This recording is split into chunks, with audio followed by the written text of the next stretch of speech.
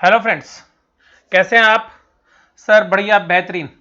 आइएगा, इस वीडियो के अंदर हम बात करेंगे आईटीसी लिमिटेड के क्वार्टरली रिजल्ट्स के बारे में, आईटीसी लिमिटेड के वैल्यूएशंस के बारे में, आईटीसी लिमिटेड का जो उसके कंपेरेटिव एनालिसिस है वो करेंगे Dabur India, Hindustan Unilever Limited, Marico, Jyothy Labs, Godrej Industries या गोदरेज सीपी के साथ, इस तरीके की कंपनीज के साथ। उसके अलावा जो है इसके जो रेवेन्यूज है पिछले 5 साल में जो रहे हैं, उसकी खुद की वैल्यूएशंस, उसका डिविडेंड, और उसके अलावा जो बाकी जो इश्यूज हैं उन सब के ऊपर जो है हम बात करने जा रहे हैं इसके अंदर। तो मैं सबसे पहली बात करता हूं कि ये जो कंपनी है आईटीसी लिमिटेड, ये किस बिजनेस के अंदर है। तो देखिएगा, एफएमसीजी की दिग्गज कंपनी, इंडेक्स का शेयर, एक बेहतरीन कंपनी जिसकी सब्सिडरी कंपनीज आप स्क्रीन पे देख पा रहे हैं, ये उसकी सब्सिडरीज कंपनीज हैं, इनके नाम आप पढ़ सकते हैं जो जो कंपनी ये जो है ओन करती है। उसके बाद एसोसिएट्स, जहां पर इनके 20% से ज़्यादा हिस्सा है जिनके साथ, और कुछ ऐसी कंपनी जहां पर कि ये जॉइंट वेंचर के अंदर यानी कि पार्टनरशिप बिजनेसेस के अंदर है। तो ये तो इसकी जो डिटेल थी ये मैंने आपको दी। अब सबसे पहली बात क्या है कि आईटीसी जिस बिजनेस के अंदर है वो जनरली होटल्स का जो बिजनेस है, उसके अंदर एफएमसीजी का बिजनेस है, और उन सब में मेन है टबोको का बिजनेस, उसके बाद पेपर का बिजनेस है, और इसके अलावा जो है लाइफस्टाइल जो प्रोडक्ट्स हैं उसका भी बिजनेस जो है इनके पास है। तो सिंपल सी बात, यहाँ पर हम एक ही बात करेंगे कि इसके जो रिजल्ट्स हैं वो किस तरीके के रहे, और इसकी जो परफॉर्मेंस है वो यहाँ पर किस तरीके की देखने के लिए हमें मिली। तो जो परफॉर्मेंस है इसकी, उसका पूरा डिटेल एनालिसिस जो है हम करने की कोशिश करेंगे। उसके बाद जो है शेयर प्राइस का जो एनालिसिस है वो भी हम करते हुए नजर आएंगे। तो देखिएगा, सबसे पहले मैं ईयर ऑन ईयर बेस बात कर रहा हूं, यानी कि जो पूरे साल भर के जो रेवेन्यूज थे। तो रेवेन्यूज देखिएगा, अगर आप बात करेंगे कि पिछले साल के जो रेवेन्यूज थे वो 49,384 करोड़ के थे, जो इस बार 50,968 करोड़ के थे। तो अगर आप रेवेन्यू के फ्रंट पे देखेंगे तो म्यूटेड परफॉर्मेंस जो है नजर आएगी। लेकिन देखिएगा, इसमें एक लॉकडाउन भी जो है एक रीजन रहा, और दूसरी बात क्या है, जो होटल इंडस्ट्री है वो काफ़ी जो है जनवरी के बाद जो है इम्पैक्टेड होनी शुरू हो गई थी, और मार्च के बाद तो जो है 15 मार्च के बाद तो जो है वो सीवियरली इंपैक्टेड थी, या लगभग क्लोज डाउन के आसपास थी तो होटल इंडस्ट्री। तो रेवेन्यू जो है घटना लाजमी था, और वैसा हुआ भी। और सिगरेट जो बिजनेस है वो आप समझते हैं कि जिस तरीके से ड्यूटीज के चक्कर में जो है फंसा हुआ है, जो गवर्नमेंट के जो टैक्सेस हैं उसकी वजह से वो इम्पैक्ट जो है वो इसके बिजनेस में रहता ही रहता है। लेकिन फिर भी जब हम उसका सेगमेंट एनालिसिस करेंगे तो उन सभी पहलू पर बात करेंगे। अगर आप क्वार्टर ऑन क्वार्टर बात करें तो आपको सेल जो है घटती हुई नजर आएगी। अगर आप ईयर ऑन ईयर में अगर आप बात करें तो सेल जो है यहाँ पर भी आपको रिड्यूस होती हुई नजर आएगी। और ये जो मैं फिगर आपके साथ जो शेयर कर रहा हूँ, these figures are consolidated figures. तो ये जो फिगर्स मैं आपके साथ कर रहा हूँ ये स्टैंड अलोन बेसिस पे नहीं है, ये कंपनी की पूरी कंसोलिडेटेड फिगर के ऊपर है। तो सेल के फ्रंट पर आपको जो है निराशा लगेगी। अदर इनकम का जो पोर्शन है वो ज़्यादा इंपॉर्टेंट होता नहीं है। उसके बाद जो मटेरियल की जो कॉस्ट है, तो मटेरियल की कॉस्ट यहाँ पर आप देखिएगा कि मटेरियल की कॉस्ट के अंदर भी इन्होंने काफ़ी सेविंग की है, तो मटेरियल की कॉस्ट जो है रिड्यूस होती हुई नजर आई है। इसका जो स्टॉक इन ट्रेड जिसका परचेज करके वो स्टॉक करते हैं, ट्रेड करते हैं, तो वो पिछले साल के अंदर जो कोरस्पोंडिंग क्वार्टर था उसके मुकाबले में ज़्यादा थी। उसके बाद जो स्टॉक की एडजस्टमेंट्स हैं वो मोर और लेस जो है एक जैसी है। अगर कहीं पर भी कोई ऐसा सिग्निफिकेंट चेंज जो है एक्सपेंसेस के फ्रंट पे जो है आपको दिखेगा तो वो केवल एक्साइज ड्यूटी पर दिखेगा। और मैंने आपको बताया भी ड्यूटीज़ जो बढ़ती हुई नजर आई, तो करीबन जो 300 करोड़ की जो ड्यूटीज़ हैं वो यहाँ पर बढ़ती हुई नजर आ रही हैं कि जो टैक्सेस के रूप में एक्स्ट्रा गई हैं इनके पास से। तो जो एक्साइज ड्यूटी है उसका जो है 300 करोड़ का जो है एक्स्ट्रा बर्डन है कम सेल होने के बाद भी, और वो जो है एक हमेशा प्रेशर का जो है इशू बना रहता है इस तरीके की कंपनी के। अब देखिएगा, अगर प्रॉफिट की बात करें कि तो पिछले साल जो है 19,138 करोड़ के प्रॉफिट थे, उसके सामने जो है 20,158 यानी कि 20,158 करोड़ के प्रॉफिट है, और प्रॉफिट के फ्रंट पर बेहतरीन परफॉर्मेंस है। और आप देखिएगा यहाँ पर, यानी कि इसका मतलब है कि आप देखिएगा उनके जो प्रॉफिट मार्जिन है वो बढ़ते हुए नजर आए हैं। और प्रॉफिट बिफोर एक्सेप्शनल आइटम अगर आप पिछले साल के मुकाबले में बात करेंगे तो आपको घटते हुए नजर आएंगे अगर ईयर और ईयर बात करेंगे तो। लेकिन मैं आपको फिर बोल रहा हूँ कि जो ड्यूटीज़ हैं, अगर उसका इम्पैक्ट हटा देते आप, अगर ये ड्यूटीज़ का इम्पैक्ट हटाए थे, और दूसरा ड्यूटीज़ की वजह से जो प्राइजेस इंक्रीज हो गए, जो रिलाइजेशंस के ऊपर भी इम्पैक्ट कर रहा था बिजनेस के अंदर, तो वो जो हम सेगमेंट एनालिसिस करेंगे तो जनरली जो सिगरेट बिजनेस है उसके अंदर सबसे बड़ी बात क्या होती है कि जो ड्यूटीज़ और टैक्सेस हैं वो हमेशा पेनफुल जो है इस कंपनी के लिए बना रहता है, और वो तलवार हमेशा लटकी रहती है। लेकिन अगर आप मेरे से बात करेंगे कि यहाँ पर रिजल्ट्स किस तरीके के हैं, तो मैं प्रॉफिट से सेटिस्फाइड हूँ, और मुझे ये जो उम्मीद थी उससे अच्छे प्रॉफिट जो है मुझे लग रहे हैं।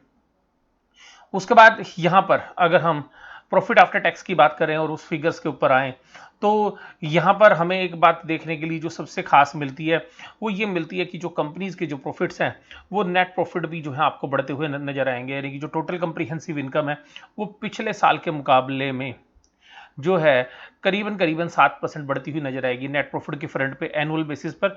हालांकि आपको क्वार्टरली बेसिस पे रिड्यूस होते हुए नजर आएंगे। तो देखिएगा, अगर आपको एक तरफा अगर आप देखें और शेयर प्राइस के साथ इसको रिलेशन को देखें तो रिजल्ट मुझे खराब नहीं लगते, अगर शेयर प्राइस की वैल्यूएशन के हिसाब से अगर आप इसको कंपेयर करें। हालांकि आपको जो है प्रॉफिट के फ्रंट पे भी इस क्वार्टर के अंदर वीकनेस नजर आ रही होगी और करीबन करीबन 12-13% की जो है नेट प्रॉफिट के अंदर डिक्लाइन है। और ईपीएस जो है पिछले साल जो है सेम ईयर के अंदर सेम क्वार्टर के अंदर 3.24 की थी, जो घटकर 3.14 जो है होती हुई नजर आ रही है। लेकिन मैं आपको फिर एक ही बात बोलूंगा यहाँ पर कि आप इसको जो है ना सीधा सीधा कंपेयर नहीं कर सकते, क्योंकि ये जो चीजें हैं ये शेयर प्राइस के अंदर ऑलरेडी डिस्काउंटेड थी। और सबसे खास बात ये कि मुझे ये जो रिजल्ट है, हालांकि वीकनेस नजर आ रही है वॉल्यूम बेसिस पे, लेकिन जो वैल्यूएशन इसको मिलती है, जो इस शेयर की वैल्यूएशन है, अगर अभी भी आप बात करेंगे तो 12 रुपए 45 पैसे की ईपीएस आई है इसकी। अगर हम डाइल्यूटेड ईपीएस की बात करें तो अगर आप डाइल्यूटेड ईपीएस के फ्रंट पे भी अगर इसकी बात करेंगे 12.45, और आप देखिएगा इसका जो शेयर प्राइस है वो करीबन 197 रुपीज के आसपास है। तो 197 को अगर 12.45 से अगर वैल्यूशन करेंगे तो आपको जो है 15 की पी रेशियो पर इतना बड़ा जो है, इतनी बड़ी कंपनी का जो शेयर आपको मिल रहा है। जब मैं आपके सेगमेंट की बात करूंगा तो मुझे ये शेयर पर्सनली जो है अंडर वैल्यूड लगता है, और मुझे डीपली अंडर वैल्यूड लगता है अगर मैं आपको सीधी सी बात बताऊं तो। क्योंकि जब हम इनके बिजनेसेस को देखते हैं, जब हम इनकी बैलेंस शीट को देखते हैं, तो हमारे को जो और दूसरों से कंपेयर करते हैं तो हमें पता चलता है कि ये क्या चीज जो है मिस कर रही है। तो सिंपल सी बात है, ये वैल्यूएशन मिस कर रही है। और आप देखिएगा डिविडेंड 10 रुपए 15 पैसे का डिविडेंड है, 10 रुपीज एंड 15 पैसे का जो है कंपनी ने जो है डिविडेंड पे किया है। तो 10 रुपए 15 पैसे का अगर आप डिविडेंड देखेंगे 200 रुपए के शेयर के ऊपर 5% की डिविडेंड यील्ड है, बेहतरीन डिविडेंड, और करीबन करीबन 45% के आसपास की डिविडेंड पे आउट है, यानी कि जो भी ये कमाते हैं उसका 45% ये डिविडेंड के रूप में बांट रहे हैं। और आप देखिएगा जो 10 रुपए 15 पैसे की जो ईपीएस सॉरी डिविडेंड है, डीपीएस यानी कि डिविडेंड पर शेयर है, अगर 200 रुपए के शेयर पे अगर हम बात करेंगे तो मुझे काफी बेहतरीन डिविडेंड जो है लगता है। और यहाँ पे जो डिविडेंड के फ्रंट पे बात करें या अगर आप इनके सेगमेंट की बात करें तो यहां पर मुझे ये जो है डिविडेंड जो है बहुत अच्छा लगता है, इसका वैल्यूएशंस मुझे जो है रीजनेबली नीचे की तरफ लगते हैं। और यहां पे इस शेयर्स के अंदर कभी भी जब री रेटिंग होगी तो आप देखिएगा ये शेयर जो है मल्टीफोल्ड रिटर्न्स करने का जो है दम रखता है। मैं आपको डिस्क्लोजर के रूप में आपको एक ही बात बोल दूंगा कि देखिएगा जब अगर आप इस शेयर को खरीदे तो अपने फाइनेंशियल एडवाइजर से सलाह जरूर ले लें। मेरी जो राय है ये एक व्यक्तिगत राय है, और इसका अगर आपके खरीदने या बेचने पर जो है इंप्रेशन पड़ता है तो वो उसके लिए मैं और मेरा चैनल किसी तरीके से जो है जिम्मेदार नहीं है, तो आप ध्यान रखिएगा। लेकिन ये मेरा एनालिसिस का पार्ट है, मैं वो आपके साथ जो है करने लग रहा हूँ। अब देखिएगा यहाँ पर अगर आप एफएमसीजी की बात करें तो देखिएगा एफएमसीजी और सिगरेट का जो बिजनेस था वहाँ 5944 करोड़ की जो है सेल्स थी पिछले साल सेम क्वार्टर में, जो इस बार 5750, और इतना तो लॉकडाउन की वजह से भी जो 10 दिन की सेल है। लेकिन आप देखिएगा मैं और जगह देख रहा था कि 10 दिन 12 दिन की जो लॉकडाउन का इंपैक्ट है इनका कम है, लीस्ट है। और अगर आप देखिएगा अदर्स के अंदर भी जो है 3320 3190। तो एफएमसीजी का जो अदर बिजनेस के अंदर आप देखते हैं इनके बिस्किट्स आते हैं, इनके चिप्स आते हैं, इसके अलावा जो इनके कुरकुरे टाइप के जो प्रोडक्ट्स हैं वो प्रोडक्ट्स हैं, और भी एफएमसीजी प्रोडक्ट्स हैं, धूपबत्ती अगरबत्ती इस तरीके की जो पेपर्स हैं और वाले जो प्रोडक्ट्स हैं वो भी इनके अंदर है। तो अदर्स जो एफएमसीजी प्रोडक्ट्स हैं उसके अंदर भी जो है अच्छा रेवेन्यू है इनके पास। और उसके बाद होटल का जो बिजनेस है, होटल के अंदर जो रेवेन्यू 574 से घटकर 494 है, तो आप समझ ही सकते हैं होटल के ऊपर तो डेंट था ही, तो रेवेन्यू वहां पे कम होता हुआ नजर आया। एग्री बिजनेस के अंदर जो रेवेन्यू कम आए ये थोड़ा सा मुझे भी कष्टदायक लग रहा है कि जो एग्री बिजनेस था वहां पर हम ये उम्मीद कर रहे थे कि जो बिजनेस है वो इंप्रूव होगा, लेकिन एग्री बिजनेस के अंदर जो रेवेन्यू रिड्यूस होते हुए नजर आए हैं। इसके अलावा जो पेपर बोर्ड का जो बिजनेस है वो भी म्यूटेड था, और लॉकडाउन का असर थोड़ा उस पर भी जो है नजर आ रहा है। लेकिन फिर भी ये सब चीजें मुझे ठीक लग रही हैं, इसमें कोई दिक्कत नहीं है। अगर एक होटल को देखें वो आपका डिस्काउंटेड था, एग्री बिजनेस ने थोड़ा सा निराश किया रेवेन्यू फ्रंट पर। अब बात करते हैं इनके प्रॉफिट्स फ्रंट पे, तो अब देखिएगा जहां 406 करोड़ के प्रॉफिट्स है वो 3649 करोड़ के प्रॉफिट्स है। और इस प्रॉफिट के अंदर देखिएगा मैंने आपको बोला कि रिलाइजेशंस नहीं हो पाती हैं अगर आप टैक्सेस गवर्नमेंट के बढ़ जाते हैं, तो क्योंकि अगर सिगरेट के प्राइस बढ़ जाते हैं एक्साइज ड्यूटी की वजह से, तो आप जो है उसमें अपना जो कंपनी है उसकी रिलाइजेंस जो है रिड्यूस हो जाती है, उसका इंपैक्ट जो है यहाँ पे प्रॉफिट पे पड़ता हुआ नजर आता है। उसका जो होटल्स का जो बिजनेस है उसमें भी प्रॉफिट जो है देखिएगा 50% से भी ज्यादा रिड्यूस हो गए, तो वो मैं आपको बोल भी रहा था कि सीवियर इंपैक्ट डाल रहा है। उसके बाद एग्री बिजनेस के अंदर अगर सेल घटी तो प्रॉफिट भी आधे हो गए। उसके बाद पेपर के अंदर जो है रिलाइजेंस जो है कम होते हुए नजर आए पिछले साल के मुकाबले में, हालांकि अदरक के अंदर जो है ठीक था, तो लेकिन फिर भी जो जिसके ऊपर सबसे ज्यादा रिस्क समझ रहे थे सिगरेट, उसने उतना इंपैक्ट नहीं किया जितना मार्केट एंटिसिपेट कर रही थी। और मुझे जो रिजल्ट है कुल मिलाकर मैं फिर बोलूंगा कि मुझे बहुत बेहतरीन लग रहे हैं रिजल्ट्स प्राइस के हिसाब से। अगर ये शेयर 300 रुपए का या 350 रुपए का होता तो मैं यही रिजल्ट आपको कहता कि नहीं जी रिजल्ट ठीक नहीं है, लेकिन जिन प्राइसेस के ऊपर शेयर ट्रेड कर रहा है मैं उसके हिसाब से आपसे बात कर रहा हूं कि उन प्राइसेस के ऊपर ये शेयर प्राइस जो चल रहा है बिलो 200 रुपीज, ये बेहतरीन रिजल्ट है इस कंपनी के। और उसके बाद देखिएगा ऐसा ही नहीं है, आप देखिएगा पूरे बिजनेस के अंदर बैलेंस शीट के अंदर भी 10% की ग्रोथ है। अगर आप इक्विटी एंड लायबिलिटीज की हेड देखेंगे तो इसके अंदर 10% की ग्रोथ है। हालांकि यहां पर कुछ एम्प्लॉइज को शेयर्स अलॉट किए गए थे, उसकी वजह से भी शेयर कैपिटल बढ़ती हुई नजर आई है, लेकिन अगर उसको भी आप डिस्काउंट कर लें, उसको भी आप हटा लें, तो करीबन करीबन जो है आपको 9% का जो है शेयर होल्डर फंड के अंदर ग्रोथ मिल रहा है, और उसके बाद भी जो है आप डिविडेंड भी पे कर रहे हैं इसमें से। तो डिविडेंड की एडजस्ट को भी अगर आप कर लें तो 5% की डिविडेंड यील्ड आप हटा दें तो सिंपल सी बात है कि 14% का जो है आप ये मान के चलिएगा कि 14% का जो है शेयर होल्डर फंड के अंदर इंक्रीज किया है। यहां पर भी जो है काबिल तारीफ है, और इसमें कोई डाउट नहीं है कि यहां पर भी रिजल्ट मुझे अच्छे लग रहे हैं। हो सकता है कि कुछ एनालिसिस्ट आपको ये रिजल्ट खराब बताएं, लेकिन मैं आपको अपने प्राइस के हिसाब से, वैल्यूएशन के हिसाब से जो है इसकी बात करूं। उसके अलावा देखिएगा जब आप प्रॉफिट्स की बात करते हैं तो प्रॉफिट जो है कभी कभी सारी सच्चाई नहीं बताते, तो जो कैश फ्लो स्टेटमेंट है वो आपको बताती है। तो कैश फ्लो स्टेटमेंट के अंदर जो सबसे पहली बात है कि cash flow from operating activity, ये वास्तव में होता क्या, पहले इसको सुनिए आप। ये cash flow from operating activity का मतलब है कि जो बिजनेस चलाती है आईटीसी की कंपनी, उस आईटीसी की जो मेन कोर बिजनेस है उससे वो कितना कैश जनरेट करते हैं। तो जो वो कैश जनरेट करते हैं उस कोर बिजनेस से, उस कोर बिजनेस की जो इनकम है वो आप कैश में कितना बनाते हैं वो इंपॉर्टेंट है। तो वो जो आप बना रहे हैं वो आप बना रहे थे पिछली बार 12,000 करोड़, और इस बार आपने बनाया 14,689 करोड़ रुपीस। तो आप ये देखिएगा, ये भी जो फिगर्स हैं ये मुझे बहुत अच्छी लग रही है। यहां पर भी अगर कैश की फिगर भी बात करेंगे तो आप देखिएगा कितना परसेंट आप बढ़ा के दे रहे हैं। आपकी यहां पर भी जो बढ़त है वो करीबन करीबन 12-13% के आसपास है। तो 12-13% का आपका cash flow from operating activities बढ़ता जा रहा है। बेहतरीन कैश फ्लो स्टेटमेंट से अगर आप यहां देखेंगे तो ये मुझे यहां पर भी इसके अंदर, और उसके बाद ऐसा नहीं कि कंपनी ने अपनी एक्सपेंशन रोक दी है। कंपनी की जो एक्सपेंशन है वो एज इट इज है, जिस तरीके की एक्सपेंशन थी उसी तरीके की एक्सपेंशन है। तो अगर आप वो इन्वेस्टमेंट वाली फिगर्स भी देखेंगे तो सेम है। और यहाँ पे इस साल में जहां पे पिछले साल इनकी जो इन्वेस्टमेंट की फिगर्स थी उसकी फिगर्स के साथ साथ जो है यहाँ पर भी मैच कर रही है। इसके अलावा डिविडेंड पे आउट बहुत अच्छी है, और यहाँ पर जो कैश इन्होंने जनरेट किया है इस साल पूरे बिजनेस में वो 334 करोड़ रुपए का कैश जनरेट किया अपनी इन्वेस्टमेंट करने के बाद, डिविडेंड पे आउट करने के बाद, और सारी एक्टिविटीज को एडजस्ट करने के बाद। तो यहां पर भी आप देखिएगा अगर आप फ्री कैश फ्लो की फिगर निकालेंगे तो ये कुछ और भी ज्यादा आएगी, क्योंकि यहां पर इनके पास जो भी कैश फ्लो आया है वो वास्तव में कुछ इन्वेस्टमेंट में भी इन्होंने डाल दिया है।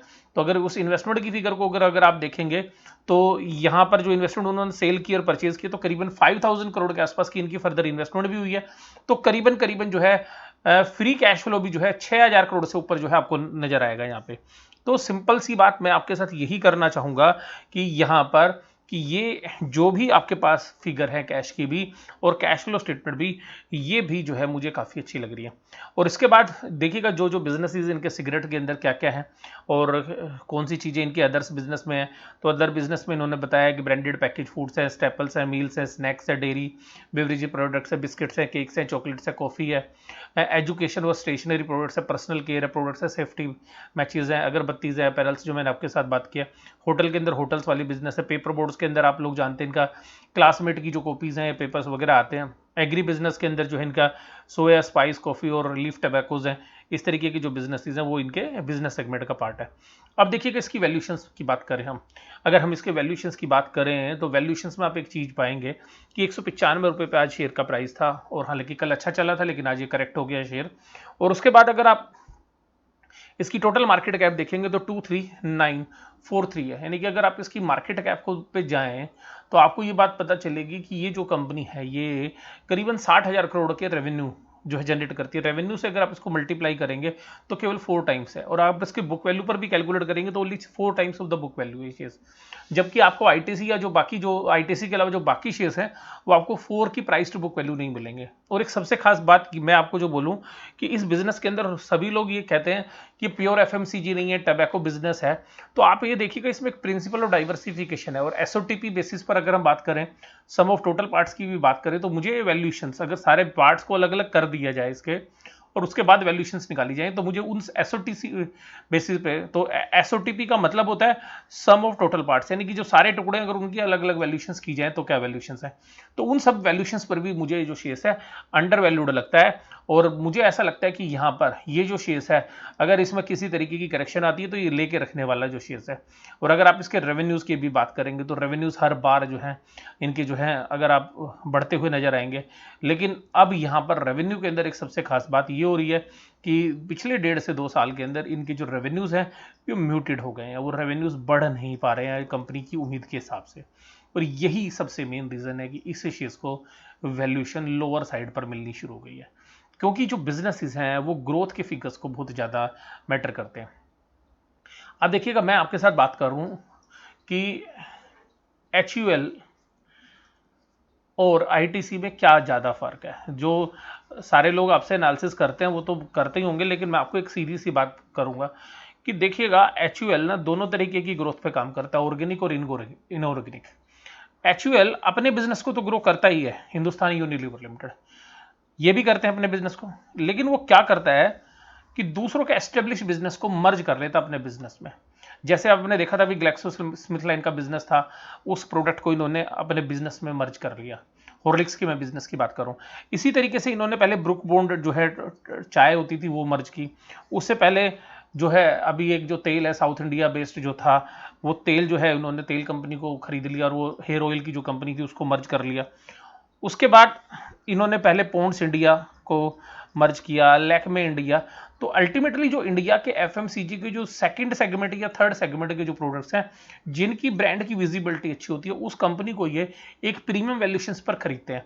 और उस कंपनी की जो प्रेजेंस होती है HUL की, वो पूरे ऑल ओवर इंडिया बेसिस पर होती है और वर्ल्ड के दूसरे देशों में भी काम करती है अपनी होल्डिंग कंपनी के माध्यम से।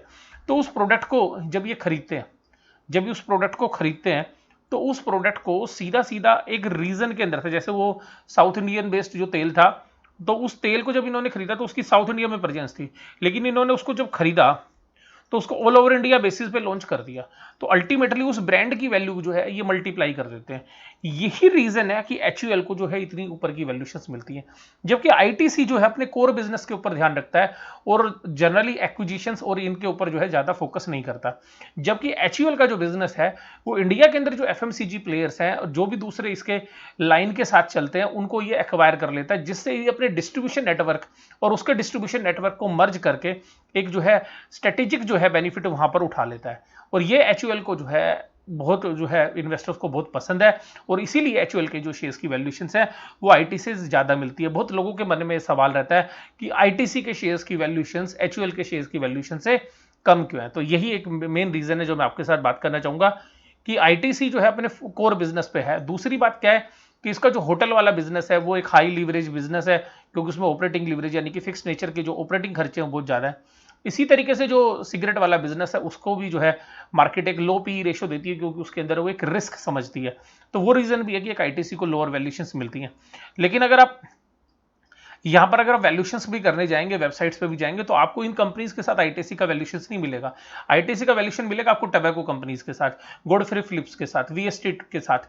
लेकिन मैं आपके साथ जो ये डिस्कशन कर रहा हूं तो ये मैं आपके लिए जो है डिस्कशन कर रहा हूं वो एफएमसीजी की कंपनीज के साथ बजाय कि टबैको कंपनीज के साथ। तो अगर आप यहाँ पे देखेंगे मार्जिन के फ्रंट पर, तो अगर मार्जिन के फ्रंट पर भी अगर हम बात करेंगे तो यहां पर आईटीसी का जो मार्जिन है वो 27.9% है, नेट मार्जिन है। जो डाबर इंडिया का 16% है, HUL का 16% है, मैरिको का 14% है, ज्योति लैबोरेटरीज का 9.39 है, गोडरेज इंडस्ट्री का 3.15 है और गोडरेज कंज्यूमर प्रोडक्ट्स का 14.19। अगर आप इस सेगमेंट इसके जो कंपेरेटिव एनालिसिस करें तो सबसे बेस्ट मार्जिन है। अगर इसकी रिटर्न ऑन इक्विटी की बात करें, रिटर्न ऑन इक्विटी की बात करें तो रिटर्न ऑन इक्विटी भी इसकी अराउंड जो है 20% के आसपास रहती है। लेकिन अभी उसकी फिगर्स जो है अभी हमने कंपाइल नहीं की है, तो यहां पर जो है थोड़ा सा ये मिस कर जाती है। अब प्राइस अर्निंग रेशियो की बात करिए, PE ratio.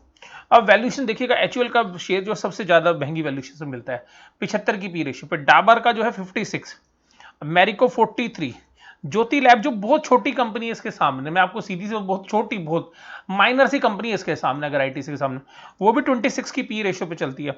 Godrej industry 25, Godrej CP जो है 46, तो वहां पर पी वैल्यूएशन में भी ये सबसे कम है। और प्राइस टू बुक वैल्यू बात करोगे तो गोदरेज इंडस्ट्री जो है सबसे सस्ती मिलेगी, लेकिन उसके बाद आप देखिएगा आईटीसी का ही नंबर है। और हालांकि ज्योति लैब है, लेकिन ज्योति लैब छोटी कंपनी है, इसलिए इसकी ज्यादा बात नहीं कर रहा। तो उसके बाद अगर तीसरे नंबर पे, तो अगर आप वैल्यूएशंस के फैक्ट्स भी देखें तो यहां पर भी कि आईटीसी की कंपनी का मार्केट कैपिटल 239820 और रेवेन्यूज देखिएगा 52045। इसके बराबर के जो रेवेन्यूज हैं, वो किसी भी कंपनी के नहीं है, ध्यान रखिएगा। इवन एचयूएल के भी रेवेन्यूज नहीं है उतने। तो रेवेन्यूज के फ्रंट पे नंबर 1 कंपनी है ये, यानी कि सेल करने के मामले में। और ज्योति लैब तो इसके बच्चा है, इतनी तो इसकी सब्सिडरी कंपनीज कर देती है 1711। लेकिन मैं फिर भी कंपैरिजन में मैंने छोटी कंपनी को भी लिया। तो देखिएगा क्लियरली यहां पर जो है एक आईटीसी एक डीपली अंडर वैल्यूड शेयर जो है मुझे लगता है। और डिविडेंड की बात जो है मैं आपके साथ कर चुका हूं। इसके अलावा जो मैं आपको यही कहूंगा कि जब भी अगर आप निवेश करें तो देखिएगा अपने फाइनेंशियल एडवाइजर से सलाह जरूर ले लें, क्योंकि अगर आप उससे सलाह नहीं लेंगे और फिर किसी तरीके के निवेश आप करते हैं अगर, तो निवेश में किसी तरीके के भी लॉस अगर आपको होते हैं या प्रॉफिट आपको होते हैं, तो उसके लिए जो है मैं और मेरा चैनल जिम्मेदार नहीं है। तो मैंने अपनी तरफ से जो है ड्यू डिलीजेंस के साथ जो है इसका एनालिसिस करने की कोशिश की, और डिस्क्लोजर के रूप में बता दूं मैं आपको कि मेरे पास आईटीसी का कोई शेयर अपने पर्सनल पोर्टफोलियो के अंदर नहीं है। हालांकि कभी कभी हम ट्रेड के लिए जो है आईटीसी का शेयर जो है ले सकते हैं और लेते भी हैं, और जो है शॉर्ट टर्म इन्वेस्टमेंट के लिए भी हम आईटीसी का शेयर जब हमें लगता है कि रीजनेबल वैल्यूएशंस पर आ गया तो हम लेते हैं। और देखिएगा अब मैं आपको फिर एक ही बात बोलूंगा, आईटीसी जो है डीपली अंडर वैल्यूड शेयर है और 10 रुपए का डिविडेंड आप एंजॉय करिए, 5% की डिविडेंड यील्ड है। तो इस सभी के साथ जो है आपको ये एनालिसिस कैसा लगा, आप जरूर से जरूर मुझे कमेंट बॉक्स में करिएगा। वीडियो देखने के लिए धन्यवाद, और इसी तरीके से मेरे वीडियो देखते रहिए, उनको लाइक करते रहिएगा, कमेंट करते रहिएगा, और आप अपना जो स्नेह और प्यार बनाए रखिएगा। इसी कामना के साथ जो है वीडियो में समाप्त करता हूं। वीडियो देखने के लिए धन्यवाद। Thank you very much.